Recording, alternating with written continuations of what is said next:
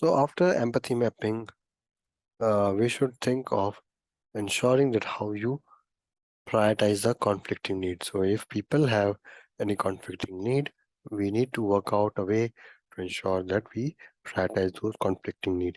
So in the conflicting need, and this is again an important slide, there can be a question asked on this slide.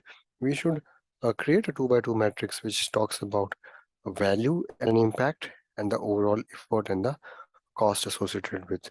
So our focus should be on the high value and high impact and items which have a maximum impact, right? So we should also try to look out for some of the aspects which have, say, value and impact wise it should be high, and cost wise it should be low. So your focus first should be on which has the highest impact, because if the impact is high and even effort and cost are high, that is the most critical most critical and important conflicts which has to be resolved. So this should be the first priority, and then we should think of the elements which have the higher impact and the cost is too. So that is the second priority, and then we should look for the next subsequent as the low impact and the low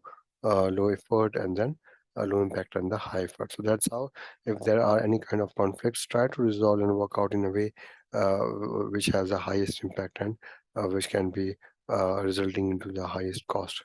So because if these conflicts are not resolved in a timely manner, it might escalate into the next set of things. So using a 2 by 2 matrix, we should try to assess the overall value and impact versus the efforts or the cost. And as we call, when we are trying to do the resolution of this conflict, we need to consider other aspects as well. So what are those aspects? So the other aspects are the necessary features for the minimum viable product.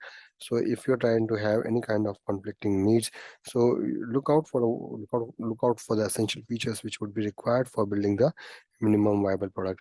And then also we should look out for the alignment with the product goal. So if there are any conflicting needs which are there, we should try to see it from the lenses whether it is overall aligned to the product goal. So if it is aligned, then we should work out in that manner. So now, after looking and ensuring and resolving the conflict for the priorities and the needs, we should think of how the benefits of collaboration between developer and stakeholder will yield a better result.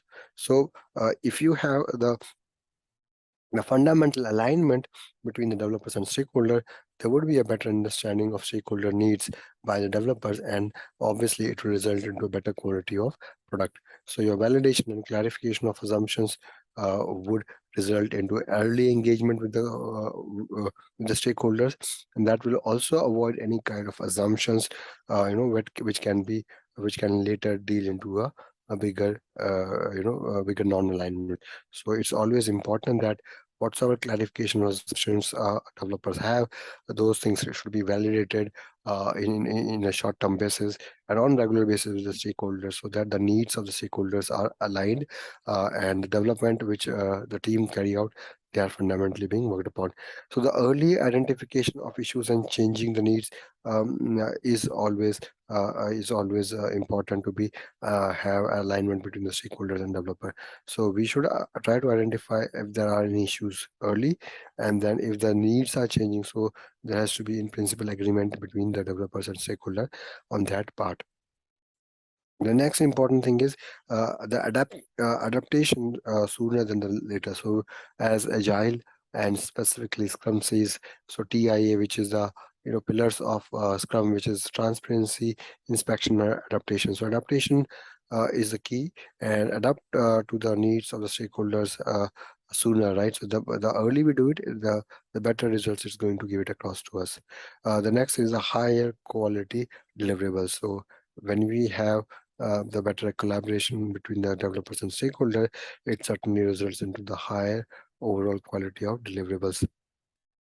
And also, it results into a lower overall cost, because there is a less of rework which is now required. So the cost get reduced, and your reduction in rework also enhances a better collaboration for future as well.